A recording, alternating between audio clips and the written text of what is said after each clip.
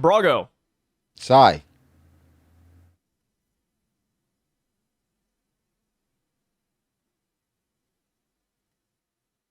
Welcome back in, everybody.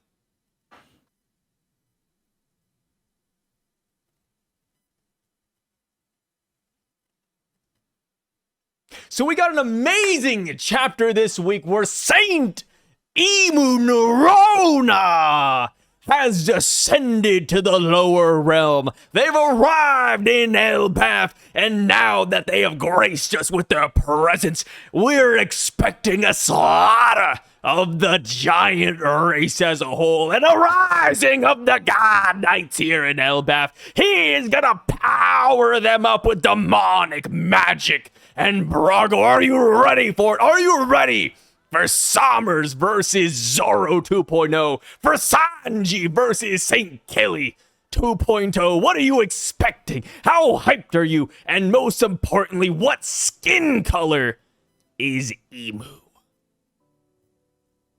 I love how you started normal and then you just derived into this heavy southern.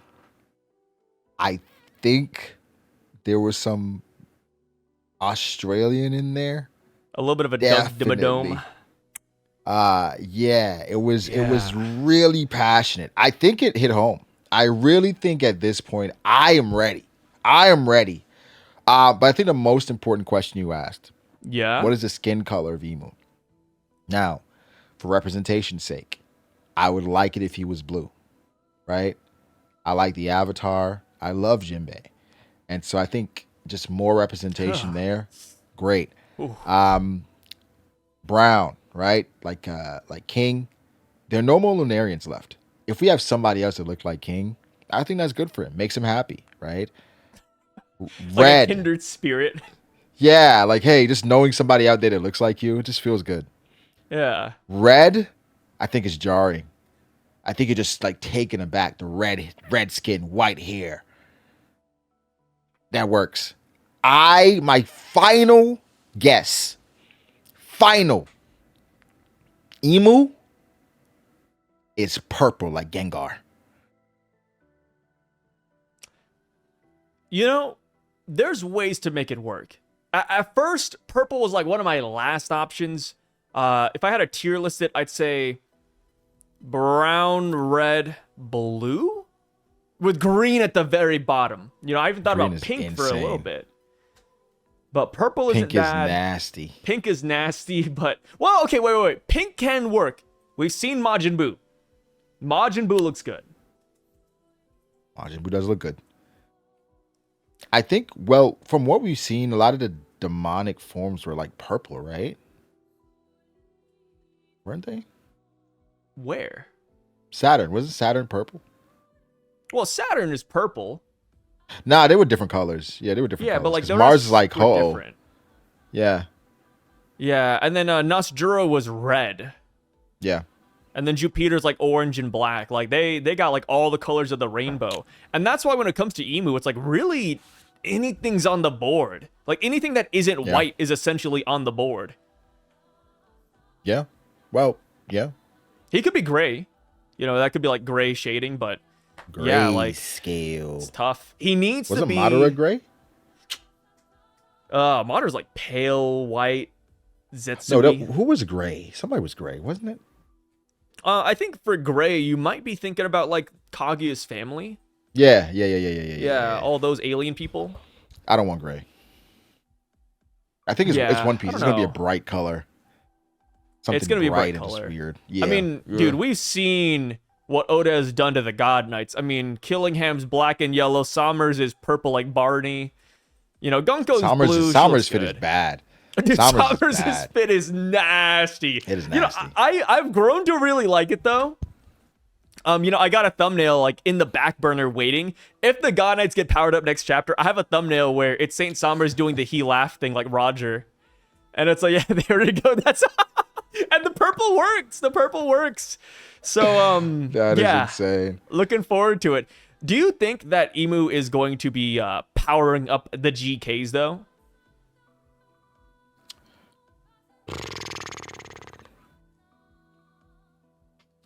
I hope not. Because if he powers them up, that gives Oda ammunition to cut away from what we want to see. No, no, Right? no. This is exactly what we want to see. Zoro fight, Sanji fight, conquers Haki, done. Beautiful. Everybody wants to see that. Of course, we want Imu, right? We want Imu. He's right there. Let's fight him. But a 1v1 with Zoro and Sanji, like, that always sells, man. I think I'm okay with it. I don't know. I'm cool. I'm cool. I think I just want to see Imu.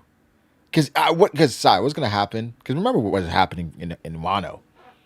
We had Sanji's fight, Zoro's fight, and Luffy's fight going on. We'd get like 8 pages, 9, 10, well, maybe like 12, 14 pages of Luffy or Sanji and Zoro's fights.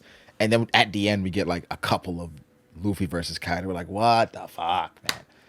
So I think it just gives Oda more time to stall. No, I don't want nobody else fighting. No. What about this? We could have the Giants of Elbaf, a chapter dedicated to them fighting the Domi Reversied houses and trees.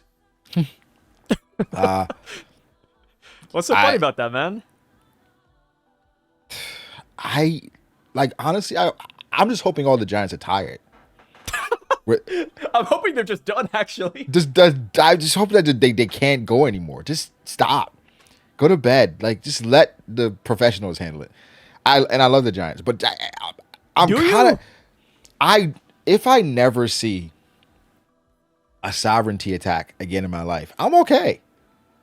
I'm okay. Well, I mean, that's why Oda is introducing new sovereignty attacks, like the 3 general slash between Gerd, Roto, and Goldberg. Like, that was new, innovative, amazing, powerful even.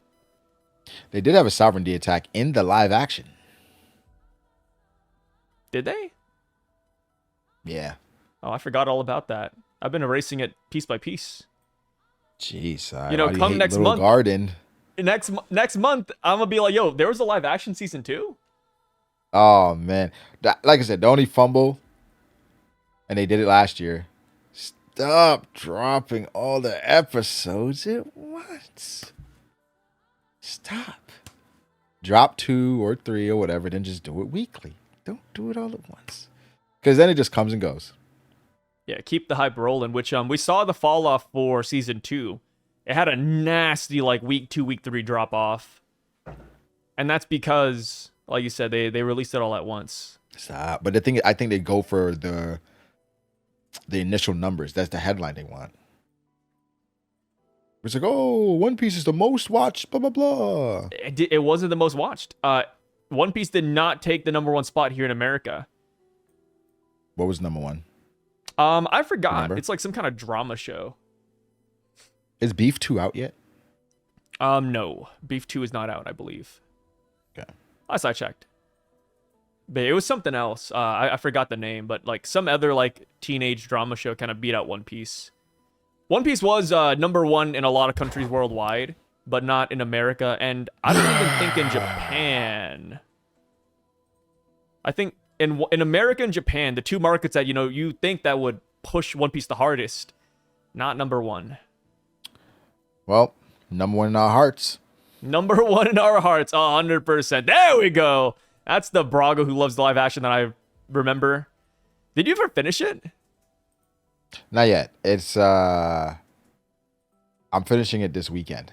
Oh, yeah. Okay. Yeah, I did get to episode 5 though. Nice. Good stuff. Usopp in the live action. Anaki Godoy. Yep. Awesome. So, moving on now. Those Domi Reversied houses and trees, do you expect them to actually be powerful or just whatever? Do you think it's be like a one-off thing, like, oh yeah, the Giants fight them and just keeps them busy, or like what do you think about those guys? I just hope these guys is like the choir. They just sing. They're like when Big Mom showed up in the Soto no Mi, and they're just dancing. This is like, yeah. and that's it. Don't fight. Don't try to strangle any of the giants, because then we just gonna see another Ikaku sovereignty. I swear that's all they do, right? Like that's one it. ability. They're just They're like, merchants. It's like how we called Emo Domi Reversi merchant. The giants are just Hakaku sovereignty merchants. they're like, I fear I'm gonna have to use it. What's that, Joe? Ikaku sovereignty. It's like, Jesus Christ, do something else. It's Please, almost like guys. Getsuga Tensho. Yeah, hey, but at least Getsuga Tensho is cool. Do you think if you had to name all 7 of Ichigo's named attacks, you could? I don't think I could, man. Can you name 3? I mean, you said Getsuga Tensho, and that's all I think about now. Wow. All of his named attacks? 7 of them. It's just not a big rush. He really just uses Getsuga Tensho. And then he like swings his sword. I mean, you're not counting like the Bankai transformation, are you? I was. Oh, okay. So you're counting like when he like yells out his transformations. Guy! I love Bleach, but I really just think of Getsuga Tensho. Do you know 7 Luffy attacks? I could probably name like all of them, yeah. Okay, 7 Luffy attacks, but you can't name more than 2 in the same form. Okay. Right away. Easy. Pistol. Wait, no base form attacks. Oh, okay. So, yeah, forget base form. Okay. Jet pistol. Jet rifle. I mean, I don't know what you're expecting. Yeah, jet pistol, jet rifle, red rock, elephant, gun, Wolverine, Black Mamba, Booming Dawn Gatling, Booming Dawn Rocket. And then, I mean, if I can't count base, then I can't get like 10. So that's 2 per form. Can you do that for Naruto? For Naruto. Per form? No, 7 attacks. Shadow Clone Jutsu, Sexy Jutsu, Rasengan, Wind Rasen Shuriken. What was that? Biju Bomb versus up? Neji versus Neji. when he came from under the ground. Is that What's that named? called? It's just an uppercut. Didn't he have Lion's Barrage or something? Wasn't that? Didn't he have that? Lion's Barrage is Sasuke's. Naruto Barrage is his own. Yeah. So that's 6. Yeah.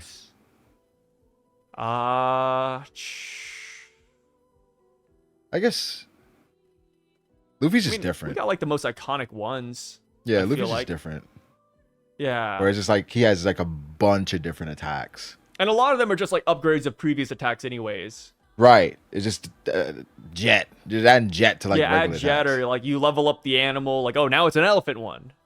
Yeah. And now like Yeah. Gear 5th, it's just like, oh, it's that, but booming. Boom. So yeah, it's Yeah. Shout out to Ichigo.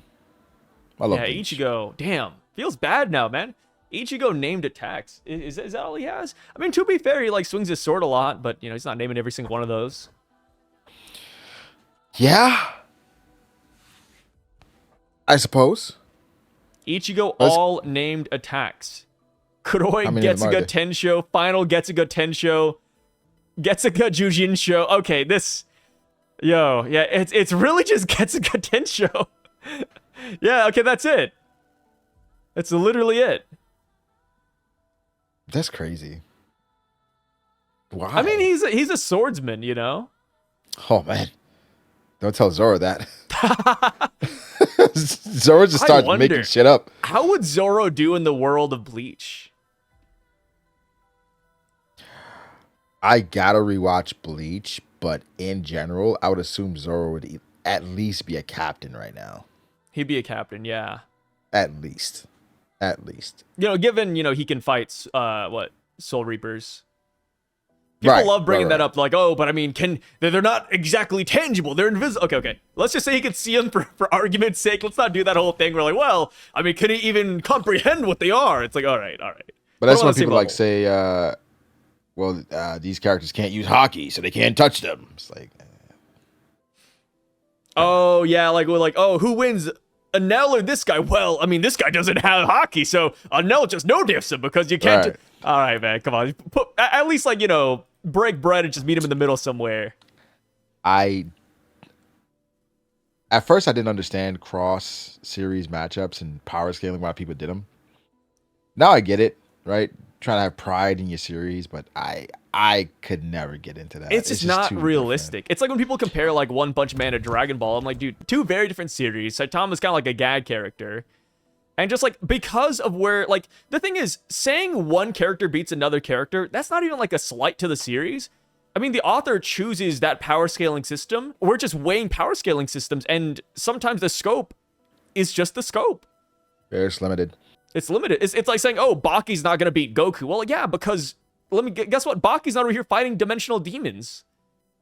Yeah, right. That's all it is. I did see a fight in One Punch Man recently. Oh. Season 3? No, in the manga. Oh. Spectacular. Okay. Like a new chapter? Yeah, it was a chapter fight. It was Saitama versus a character that is cosmic. Oh. Yeah, that guy. Yeah, that was... Okay. That was a good fight. Dude, the art style. Woo! The art style they have for One Punch Man is insane. It is peak. It is genuinely peak. So, yeah, I mean, if you have a series and you're arguing about somebody being stronger, I think it should stay as banter, but I don't, Yeah, never take it seriously. It doesn't matter who wins at the end of the day. Like, oh, yeah. At all. Unless it's like, I don't know, like Haikyuu versus Slam Dunk. Oh, yeah, like Hey. two sports animes where there's like no real supernatural powers. Yeah. Right. Yeah. Well, I mean, Slam Something Dunk like versus Kuroko no Basket could be more apt, but yeah. I think they'd have to play a different sport Why? to see who's more athletic. So I the mean- cast of Haikyuu versus the cast of Kuroko. No, not Kuroko. That's ridiculous. Of Slam Dunk. Kuroko no Basket cats would absolutely destroy for no reason. Yeah. They low-key have powers with the zone. Like what? I think Kuroko, based on what I've seen so far, this should be a part of the dark tournament in Yu Yu Hakusho.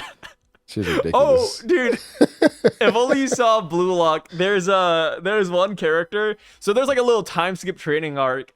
And for his training arc, they sent him to the Middle East to serve in the war. It's a soccer anime. And there's another one. It's an iconic panel. Where the characters are rushing forward and they're like, I don't even care about the ball anymore. We're here to die. You see? This is what happens when you give like shonen heads soccer. What? I don't Like, care about bro. the ball anymore. Let's battle to the death.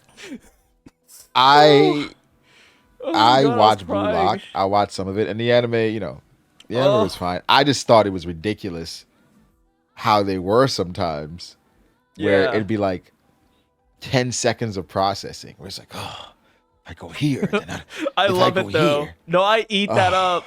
Oh my god, That is my favorite, dude. And then we have some characters who like can go into like this second awakening. I forgot what they call it all of a sudden, but their eyes like turn black. They get like double rings. And one character in particular has like his tongue out just wagging around. I'm not mad at that. It's so fire. It's so fire. I'm not mad at that. I just think like that. What turned me off was the CGI. Yeah, that's because fair. when they would just like do regular like running, it just like they just turn on the CGI. Everybody just, I was like, oh my god, this looks fucking terrible. Like, what are we doing? It looks bad sometimes, but when they cook, they cook. That Yeah, when they in lock season in. 2? I didn't watch season 2, but I heard everybody was talking about it on the timeline. So I'm like, all right, it must have been good. So I'm gonna go back to Blue Lock at some point. Yeah, my guy Rin, dude. I love Rin. Do you like Blue Lock more than Haikyuu? It's tough because like Haikyuu does try to take the more realistic approach, I feel like out of the more realistic sports anime like Eye Shields 21, Slam Dunk, and Haikyuu, I like Haikyuu the most. But when we're talking about like absurd, like supernatural sports anime, I think I'd lean towards Kuroko no Basket over Blue I haven't Lock. watched that many sports anime, but Haikyuu is the best one I've watched. Ooh, actually, I like 1 ounce. I think 1 ounce is my favorite. Baseball? Yeah, it's baseball. I read the entire manga. I loved it so much. You have like a very overpowered. You essentially have like light Yagami playing baseball. It's the best. Everybody way to was put telling it. me I need to pick up Kuroko again, give it another chance. You do. So I plan to. I just Dude, it's so good. Especially with the animation, man. Like when they go into the zone. Ooh. I'm gonna give it another shot. There's one scene where they passed the ball and the ball went into the zone. Like electricity started coming out of it. Oh my god. Bro, what are we doing, bro? And then there's like one technique where like he'll hit the ball like this. He'll pass it, but he does like what Luffy does where he does the rifle and he like twists his hand and they're like, yes, because he's hitting the ball from that angle with that rotation, nobody can stop the ball's path. It's like a high caliber rifle. This is Kuroko? Yeah, dude. What are Across the court pass, man. I'm gonna watch it. You gotta react to it. I'm watching to see. Yeah, I'm gonna react to it because this feels ridiculous. But hey, sometimes ridiculousness can be fun. Yeah. So speaking of ridiculousness, getting back to One Piece, Luffy and Loki. They're both exhausted. They're both winded. Do you think that they will put up a decent fight against Imu? I think they will. When I say decent, I don't think they just completely get rolled like right away. Yeah. But I think they do something decent. I just don't want to see Niflheim again. I don't want to see it again. But it's like his Getsuga show. Niflheim. like, Oh god. Hey, at least like I said, for Getsuga show, it looks cool, man. There's variety there. I just want some variety. That's all. I just one thing we didn't talk about as well is how large Imu is. He's like the size of Whitebeard. Pretty big. Yeah. So I think we might get a cool reveal. Hybrid Loki, baby. Hybrid Loki. Dragon Loki wings, Imu. fangs, everything. Yeah. Hybrid Loki versus Imu. I wonder if Luffy tries to do that. Go hybrid form? Yeah, what if we like, what? I mean, Luffy doesn't even know what he is. Like, he still thinks he has the Gumu Gumu no Mi. We got to get over that first. I don't think he's ever going to really find out. I think he's going to find out. It's got to be here in this arc. I feel like Imu has to tell him what's up. Like, hey, another Zoan my Shanks user, thing just something. comes true, then that can happen. Yeah, Shanks comes by and he's like, hey, Luffy, you do not have the Gumu Gumu no Mi. Because, like, Luffy's never going to go hybrid form if he doesn't know what it is. Like, I think that's why it took him so long to awaken. It's like, he has no clue. If Shanks gives him context, it's like, hey, I had this fruit. It was not the Gumu Gumu no Mi. It was actually the... And then, like, all the Straw Hats around like, what? The Straw Hats already know. But it's kind of like... the whole thing with Vegapunk where Vegapunk said, yo, it doesn't exist. The Gumu Gumu isn't real. It's the Warrior of Liberation. Luffy probably look at him like, they're like, Luffy, you didn't know? No, I thought it was rubber. Yeah. I feel like maybe somebody tried to tell Luffy, but he just doesn't care. Like, he probably won't care until, like, it really matters, or until, like you said, Shanks tells him, or just maybe Scopper Gaban even. It's cool because I think even if we have a story time with Shanks, they can skip. Because we already know most of it. It's to me like a skip of, like, Shanks kind of catching them up. I'm talking about, like, from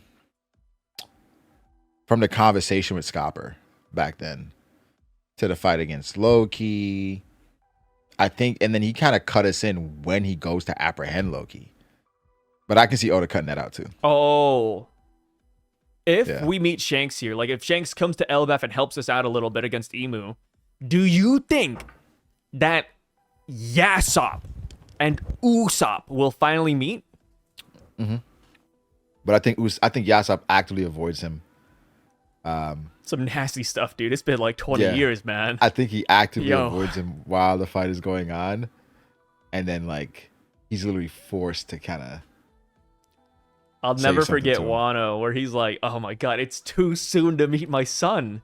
It's been decades. Maybe he's nervous because he never had a dad, you know? You think so? You think that's it? No, I think he's a deadbeat. Yeah, he's a deadbeat, dude. Yeah, it's just... I do think there's some aspect of... I don't know what to say to it. Yeah, because you can't, like, catch up. Like, hey, how's your mom? Well, she died. Usopp! How you been? How's your mom? She's still good. Cool. You want to fish? Well, I mean, Usopp's at drinking age. I guess you'd have a beer with your dad or something. Knock a couple back. Shooting competition. Do you think Usopp could beat Yasopp in a shooting competition right now? Yes. No way. Usopp surpasses Yasopp here. Right now. Right here and now. He shows up, Usopp bests him? Yeah. Let me ask you. Do you think Usopp is going to beat Van Auger? Yes. Do you think from now till Usopp fights Van Auger, he's going to get more accurate? Yes. How? Usopp is going to awaken advanced observation hockey. And he kind of already has it, right? Wasn't he like seen? All right, he has it, but like he doesn't know he has it. Like he used it one time and that was it. I think he's got to master it. And I, for one, love that we're on the topic of Usopp. Because while Luffy and Loki might not perform well against Imu, I tuned into your live stream, and you mentioned that Usopp might be the one to send Imu home. How so? Elaborate. All right. Imu comes down from the roof. Zoro's close by. Boom. Boom. Sends Zoro flying. Chopper's like, wait. Let's have a talk. Boom. Sends Chopper flying. He eventually makes it to Loki and Luffy. They start going with like a 2v1. He holds them off for like a minute. Boom, boom. Luffy and Loki get sent flying. He then looks around. He sees Gunko. He goes and he frees Gunko from the ice. After he has Gunko, and then Sombers is like, "Oh, great one. Please save me." And then Sombers gets saved. And the Killing Hand gets saved. Then he kind of puts him in his pocket. And then he goes, he's like, "This is fate. This was inevitable. This was supposed to happen." And then Ragnar's trying to wake Loki up like Simba is trying to wake up Mufasa. Wake up. And Loki won't move. Wake up. And then he sees Usopp with one eye open. And Usopp's like... And then Ragnar flies to Usopp's hand. And then Ragnar gives Usopp some of his strength. And Usopp gets up. And now you have Imu about to kill Loki and Luffy. And then Usopp has Ragnar. 1,000-ton hammer! Boom. It doesn't do much, but Imu, it does just enough where Imu's at his limit. And then he just leaves. And then you have Stanson, and they're looking up, and everybody's on the ground, and Usopp is the only one up. But they don't know it's like basically this Ragnar's strength and using Usopp as a vessel. But for all the giants that are around, the person that saved Elbaf was Usopp. And not just that, not to discredit Usopp by saying it's all Ragnar, but it took a lot of bravery. Probably one of the bravest moments on the sea to stand against Imu. Yeah, I think if he does that, he's, in my eyes, he's solidified. Same. And that's the thing with Usopp. I don't think we need much. We've said it before. Just do some cool shit. Just do some cool, like, you know, this is something small, but into live action, like, Usopp gets his ass beat, right? But he gets his ass beat in a place where he could get the Straw Hats free. And so he got them free, and now they're fighting, and of course Zoro's still stuck, and Usopp just plays support, you know, just plays support in a way that like aids the Straw Hats, and just like, yo, man, we wouldn't have done it without you. I think that's what we need sometimes, for us to say, Usopp, we would not have done it without you. Yeah. We say too often we're saying, you know, Usopp wasn't really needed here. Didn't do shit. Like, I'm trying to think of the last, like, if Usopp wasn't in Wano.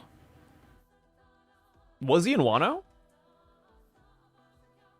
He was selling the total oil. It's so funny. I saw somebody clipped it, and I love making fun of this moment. The whole thing where Usopp was selling toad oil, saying that it cures any wound, and then Yasui dies. Love Yasui, by the way. Really sad death.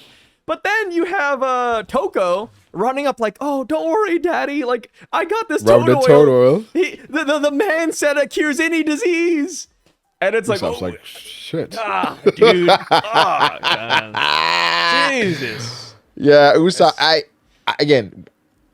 Highlight Well, okay, wait. I'm forgetting a moment. Oh, what is it? The Kibidango. He was shooting them all in their mouths. He was shooting them into mouths. But the thing is that even if Usopp wasn't there, we still would have got all the Kibidongos in the mouths, because Speed was rolling around saying, "Hey guys, try this, eat this." And I mean, like, it's honestly, like, there were people also doing the job besides Usopp. I mean, you could argue he did a lot, but I mean, if he wasn't there, we'd still get it done. Just take like another minute or two. I just Dressrosa was the last point in time where we genuinely could not have beaten the arc without him. Yeah, but I hated Usopp and Dressrosa. Me too, because it took so long for me. I hated how long it took for him to stand up for the Tontada. Like a whole chapter dedicated to Usopp running away, then coming back, running away, then coming back. It's like, okay. Yeah, he got old real fast. And I think because of, there was a lot going on in Dressrosa, but I think when we got to Usopp and how much time they spent on the gag, and I was just like, yo, we could have gotten more of Sabo versus Fujitora. Like, that's what you were salty about, huh? Oh my God, we could have gotten more of, bro. Because remember, first of all, we didn't see much of the closest thing we've gotten to the Sendai colony in One Piece. Law versus Fuji versus Doflamingo. Right? Not a lot of it too. Just meteor, dodge, done. Oh, but that's when we got the Sanji moment though, where Sanji used the Diable Jambe against Doflamingo. That was hype. I remember that chapter. It was hype, and then he said a strong one has appeared. Yeah, he said a strong one. Dude, for the Sanji, that week for Sanji fans, that week, yeah, that was crazy. They're like, Doflamingo call him strong. Yeah, next strong chapter character called Sanji strong, and then next chapter, why Sanji's can't I move? He's like, Oda brought up the stock just to shoot it down. He's about to kill him, then Shambles. Law. Man, Dofi, I did like the chess match between Law and Dofi though. Like, it's like one, Dofi get the one up, then Law, then yeah. Then eventually Dofi cornered him. What was like a really hype chapter for you back in the day? It doesn't have to be like a 10 out of 10, but just like back in the day. And like Dressrosa? Yeah, around that era. Even like Marineford can count, Impaled Down can count. Like, what was your like, oh my God, like you're reading it weekly and it's like, this is it. Weekly. Cause okay. I think 793 or 4. The Tiger and the Dog. What chapter was that? At the end of Dressrosa. Mm. When Akainu's on the phone with Fujitora. Oh, yeah, the yelling match. Yeah, it was like, what the hell? And he was like, you can't come back until he's like, I don't want to be there anyway. I was like, whoa. It was crazy. It was crazy at the time. And a couple chapters after, we got Kaido showing up, you know. The Kaido drop So was insane. I still remember that Sabo chapter. Where Oh, the reveal? The reveal, yeah. They blue balled us for a while, though, remember? Like, you see the back of the head, they're like, hey, Luffy, and then they cut away. And then they don't tell you right away it's Sabo, but it's like, we all know it's Sabo. It was... I remember I still have the post on Facebook. Like, after I read it, I immediately ran to Facebook. It was like, Sabo! It's him! That's all I put, Sabo. And then one of my friends, he recently, well, not recently, but he caught up to One Piece. He's like, now I know what this means. No, I get it. This was in Dressrosa. Now I get it. Yeah, Dude. yeah. So those were like the hype chapters back then. I mean, I'm trying to think of one more obscure. I was about to say Kyros versus Diamante. Like that panel where like Kyros is literally standing, like he's like super dark shaded and you see all the caltrops falling from the sky and he's just tanking all the blows. I thought that was fantastic too. Funny enough, I think Virgo is one of the coolest characters in One Piece history, bro. Virgo was so dope. I think it's because not only was he cool, but he provided a really good fight with Law and Smoker and that finisher. The finisher where like they end the chapter with like the freaking like the entire Punk Hazard thing being cut. But I think what was beautiful about it is that it zoomed out. It was like the gears are changing. It was like, oh shit. But I think Virgo was always just about his business, you know, and he had the meat on his mouth, on his face. Like steak and hamburger and stuff. Yeah. Yeah. So he's like super about his business, but always had like food on his face. And so like even when he saw Corazon, he was like, Virgo? Corazon? Like immediately just kicked him in his face. I love Virgo, man. Do you like young Virgo or old Virgo? Or old Virgo. Okay, yeah, same. Old Virgo. Do you remember his epithet? You always bring it up, yeah. I can't forget because of you. Demon Bamboo. Demon Bamboo. Demon Bamboo. Yeah. You never let me forget it. I love it so much. Because it's so random. Like, what? But, nah. Because he has like a bamboo pipe, which he could also like shoot, air blow darts out of? Yeah. And that's why Sanji got so much shit back in the day, because they were like, he didn't even use his main weapon, and he broke his legs. Awful. Yeah, because Sanji was like, oh, my leg's cracked. Or he didn't say it, but like, you see like the little you see the crack. Yeah. The crack sound effect. It's like, oh, God. Why'd they have to do that to him, man? They didn't have to do that, Sanji. I remember back in the day when me and the guys used to power scale a lot, we had a conversation about like, if Virgo could take Luffy to Gear 4th in Dressrosa, or rather in Punk Hazard, they was like, yeah, why wouldn't he? I don't think so, man. I think Gear 3rd is now I don't. Now I don't. But I feel like I'm just at a different place with that. I can't see Virgo taking Luffy to Gear 4th. Same. It's not possible, man. Could Zoro have beaten Virgo? Do you think Zoro could? I think Zoro could have beaten Virgo, yeah. No, because Zoro takes Luffy to Gear 4th. Oh. Zoro takes Luffy to Gear 4th, yeah. Extreme diff, but yeah. And then Zoro gets like whooped right away. Could Sanji? No. Do you think Doflamingo was stronger than Luffy after Dressrosa? Do I think Doflamingo was stronger than Luffy after Dressrosa? Why not? This is something, you know, we have knowledge on now, but Luffy gets better with his gears the more he uses it. So I would say that even though it took everything Luffy had plus a little bit extra with the Gantz like 10-minute stall thing, by the time Luffy left Dressrosa, he probably had more stamina at that point to like whoop Doflamingo. And then plus, like, the thing is like, you know, the Luffy Doflamingo fight, like there's so much nuance to it where like Doflamingo fought Law for a little bit. And then we also had the whole thing where Luffy was fighting Bellamy for a little bit, and Luffy was also been fighting all day. Oh, there's a lot of nuance there that, you know, I feel like is often forgotten. It's like, yeah, if you put them both full HP post Dressrosa, I'd say Luffy wins. I think you put them both full HP post Dressrosa. Nobody else there. No birdcage. I think I got Dofi. Really? Oh, yeah. I don't know. I mean, Tank Man, dude. Like, Tank Man's kind of insane. He has that. He was ready to go.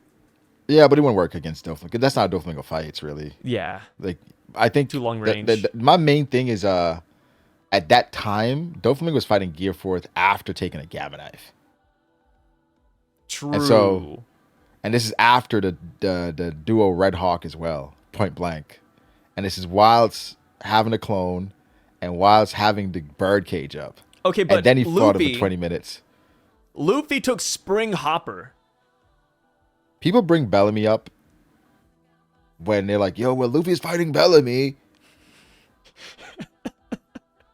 He was, man. He was. Come on. All right, I'll say this.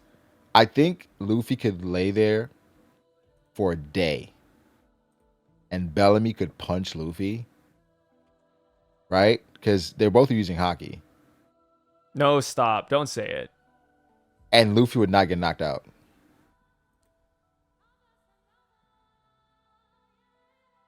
Bellamy could not knock out Luffy. If he stayed there and punched him for a day. No, he could. He could. Foxy. Okay, do not underestimate a crazy rusher, like a flurry of nonstop attacks. Foxy almost beat Luffy because he just had free reign to hit him. It's not like Foxy's punches alone were like strong, but it's just all combined. Oh, that's crazy, man. Luffy was using hockey versus Bellamy to protect himself. That's a nasty agenda. I don't think Bellamy could knock Luffy out, bro. And so to use Bellamy as, oh, he's fighting Bellamy, bro. It was crazy, man. It was nuts. And then but that was a huge fighting debate back Don in the day. like an hour earlier too. But I think Dofi like one shots Don Chinjo. I mean, Lao G almost one shot Don Chinjo. So I mean, I'm gonna give that to you. Yeah, Doflamingo was a monster in Dressrosa. Power scaling's man. tough, brother. I'm not good at this. Doflamingo's a monster. No, I don't think power scaling is about like who's right. Who can make the best argument? That's it. It's like court. Yeah. That's all it is. Yeah, and it's tough for me because like I see both sides. I'm like, yeah, you're right. Don Chinjo's kind of. You're like, oh, you got it. Because it hits sometimes with power I'm rooting for scaling. Bellamy hard because that's my boy, but I like it is what it is. Sometimes when people power scale, they like say things on purpose that somebody probably forgot. And like, oh, I don't remember. But if you say you forgot something, you're done. You're done. You're done. Because then you're gonna have to start dealing with like misinformation too. Right. Like right. the minute somebody says they don't remember that chapter, be like, oh yeah, but also this happened. like you start adding. Oh, in, so like, you don't remember? Beats. Right. So you don't know what you're talking about. So why are you even here? Why are we even debating this? Well, I'm debating somebody doesn't know what they're talking about. Huh? Yeah, it's a trap card, man. That's a trap card. Nasty. But now, I think I believe that Doflamingo was stronger until Oda came out and said something about it. Which I'm like, why the hell? Where somebody said in SBS to the effect of, hey, Luffy was out of commission after fighting in Gear 4th versus Doflamingo, and he had to get carried by Gats. Was a fight over or something like that? And Oda was like, well, Luffy would have figured it out and ran away if he could. He just chose to let Gats carry him. Oh, nice. Good save by Oda.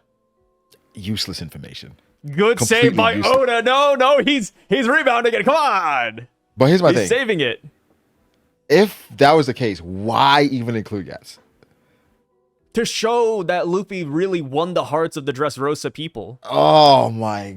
That's what it's all about, bro. It just made the fight worse. Luffy already won the hearts. Yeah, but seeing everybody stand up against Doflamingo, I mean, honestly, like that ties back here to Elbaf. If Luffy goes out of power again, we could genuinely see a scene.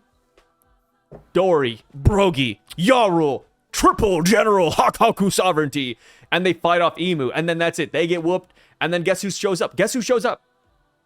All the giants, led by Usopp. And guess what? They're going to say, Luffy's our sun god. Luffy's the one who took down Big Mom. False information. and they stand up against Imu, even though they don't stand a chance. And guess what? Oda's going to come out in an SBS. Somebody's going to be like, hey, Oda, what would have happened if the Giants weren't there? And Oda would have said, Luffy would have figured it out. But you might be saying, oh, then why even include the Giants? It's because Luffy won the trust of these Giants with friendship and love and just his adventure, man. I think at the end of the day, I don't care what Luffy would have figured out. All right. Doflamingo had, I think it was all white, his awakening that kept Gear 4th at bay for 20 minutes. He can't catch a weakened Luffy. It's just, okay. Okay. No, the people that were stalling him were just too strong, man. Yeah. Those are Coliseum fighters. They were like literally veterans. And then what I do love about Dressrosa is the kind of like a symbolism of Doflamingo when Luffy went above him. And that's something we used to debate as well, where it's like there's Doflamingo's arrogance and just didn't feel like somebody should be above him, especially somebody like Luffy. And we used to debate like, well, if Doflamingo was on top, would King Kong gun have worked? I mean, it kind of goes back to the Kaido thing. It's like, well, I mean, if Doflamingo just dodged, like, would things have been fine? Like, if Kaido didn't want to tank that last attack and he just dodged, he would have been fine. It's just not in his nature. I don't know why Doflamingo did it, though. Because you have, like, this snot-nosed brat, like, 18 years old over here running up, Doflamingo wasn't annoyed by this kid, though. He wasn't. Yeah, dude, if I was an old pirate, I would not like Luffy, man. Like, who is he? It's crazy how Doflamingo felt like he's in control of the entirety of Dressrosa. But every time he got pissed, like, the veins just kept popping out. I love the sound effect, too. Like, it's the OG Dragon Ball Cybermen growing a sound effect. Yep. Love Doflamingo, man. And then when he attacks Fujitora. Oh, my God, yeah. He's like, what the hell are you going to do, government dog? He says that knowing full well that he wouldn't win, by the way. It's like the Aokiji thing. Like, he walks away as if, like, oh, like, I have no time for this fight. It's like, no. He's Doflamingo. He's a troll. They would have whooped your ass, man. He's a troll. He's like... His position is good. Kuzan popped up, and he's like... Was that the Arara? Arara. Yeah, Arara. And then Doflamingo was like... He's like, excuse me, young man. Can you let go of my And he friend? still went for it, too. He still went for the attack. And then he froze him over. Then he broke out. Got up and walked away. Right by him. He's just aura farming. Like, Doflamingo just tried to aura farm. Like, he would have lost so badly to Kuzan. He would have lost so badly to Green Bull, but... Well, Doflamingo was an OG aura farmer. Well, at least in One Piece, when, like, after he found out they were on Punk Hazard... And he, like, took off and started flying towards Punk Hazard. I was like, yo, what? How is he? And we left right when he showed up, too. Right when he showed up. Then he showed up, and then I think he knocked out a few of the soldiers.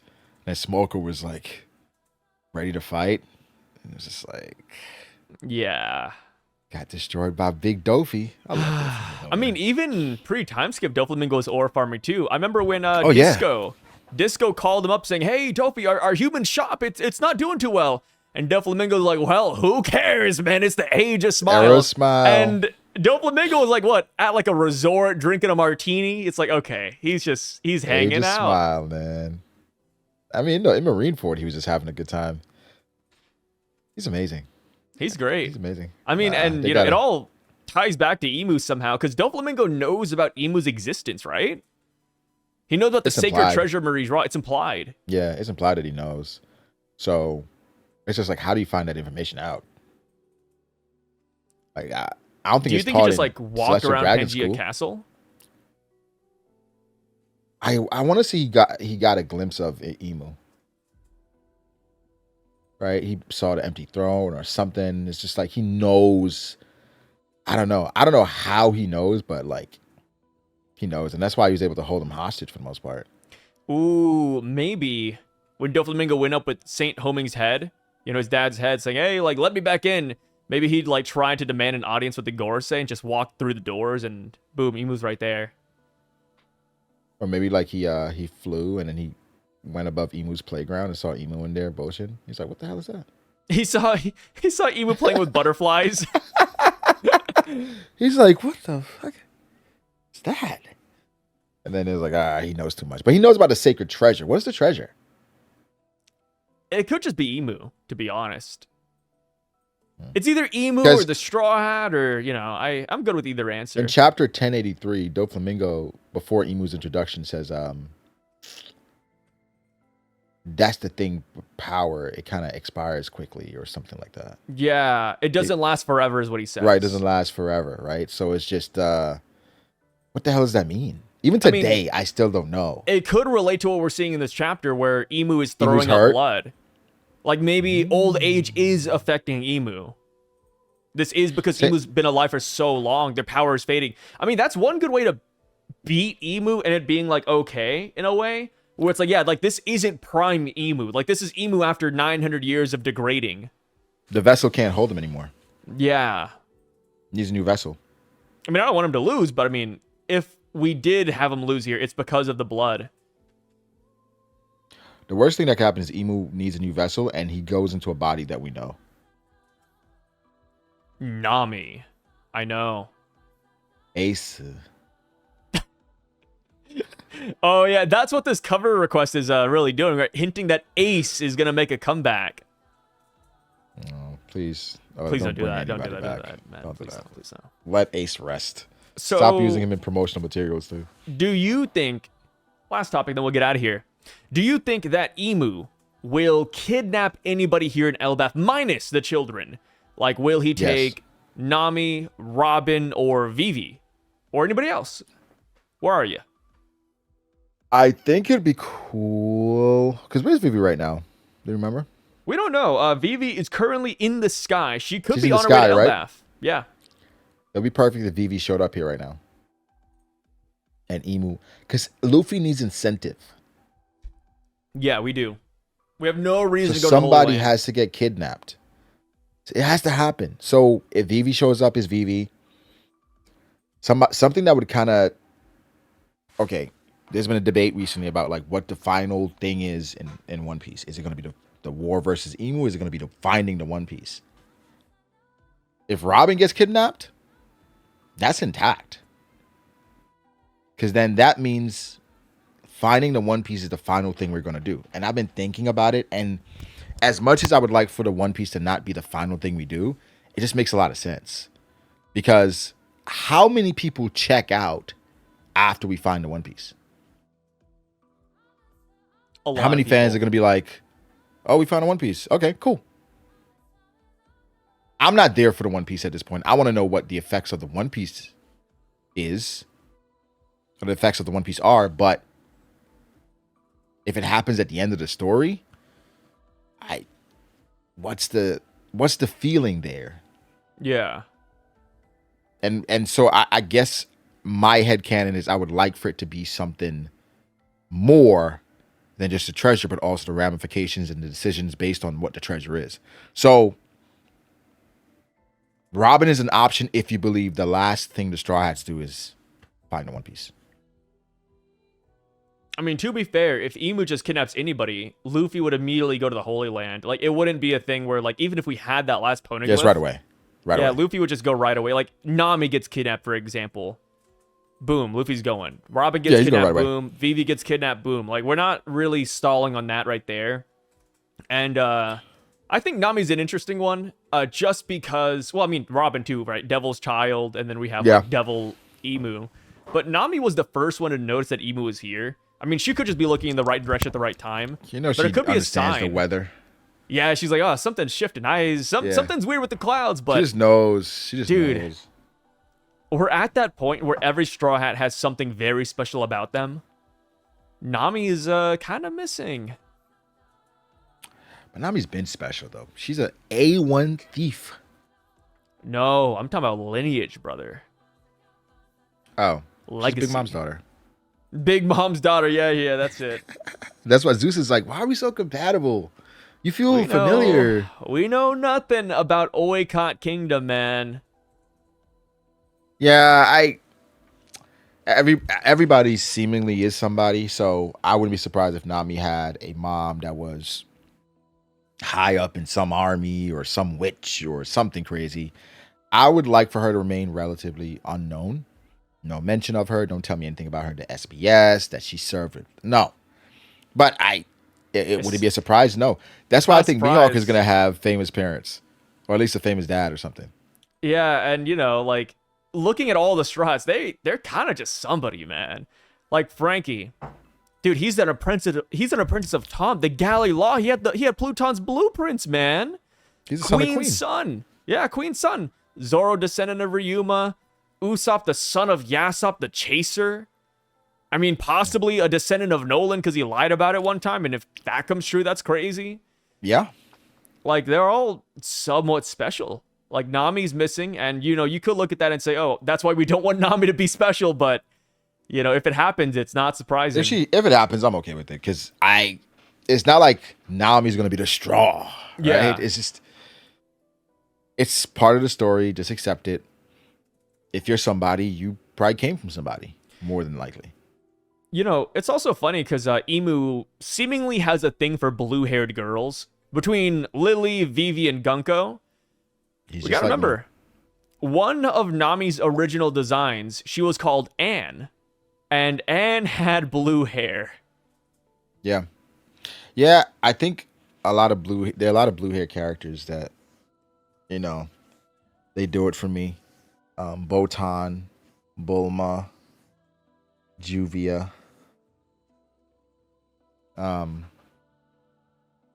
Vivi, Nojiko.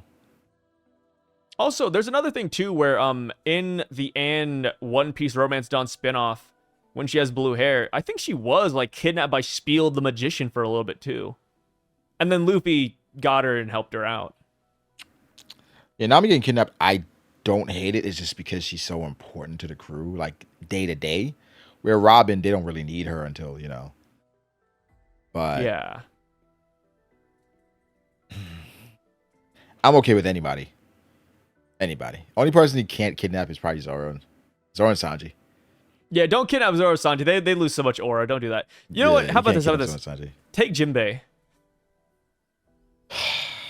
The Holy Land needs food. Jinbei could provide for like a family of 5, bro.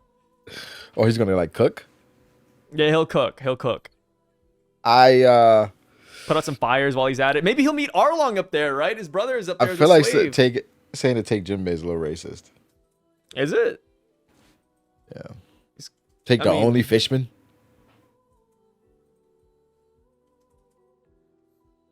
Imagine the labor you get out of him, dude. Yeah. Do you use him to lure other fishmen out? Like, hey, here's Jinbei. Oh, yeah, like Saboti 2.0, where it's like, oh, look, Jinbei's recording another. He wants more mermaids and fishmen to join. He's going to go rampage in the new world. And then you show up as just celestial dragons. They put Jinbei on the podcast.